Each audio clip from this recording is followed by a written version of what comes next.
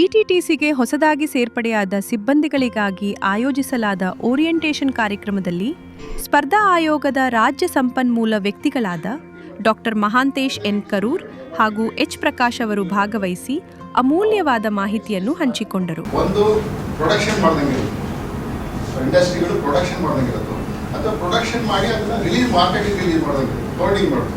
ಆ ರೀತಿ ಮಾಡಿದ್ರು ಸಹ ಆಂಟಿ ಕಾಂಪಿಟೇಟಿವ್ ಎಲಿಮೆಂಟ್ ಆಗುತ್ತೆ. ಸ್ಪರ್ಧಾ ಕಾನೂನು, ಸಾರ್ವಜನಿಕ ಖರೀದಿ ಪ್ರಕ್ರಿಯೆ, ಪಾರದರ್ಶಕತೆ, ನೈತಿಕತೆ ಹಾಗೂ ಉತ್ತಮ ಆಡಳಿತದ ಮಹತ್ವದ ಕುರಿತು ಅವರು ಸಮಗ್ರವಾಗಿ ತಿಳಿಸಿದರು.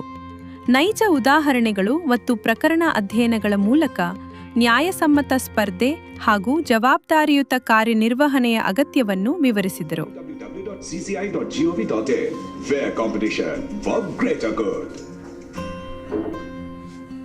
ಈ ಕಾರ್ಯಕ್ರಮವು ಹೊಸ ಸಿಬ್ಬಂದಿಗಳಿಗೆ ವೃತ್ತಿಪರತೆ, ಪ್ರಾಮಾಣಿಕತೆ ಮತ್ತು ಸಾರ್ವಜನಿಕ ಸೇವೆಯ ಮೌಲ್ಯಗಳನ್ನು ಅರ್ಥ ಮಾಡಿಕೊಳ್ಳಲು ಸಹಕಾರಿಯಾಯಿತು.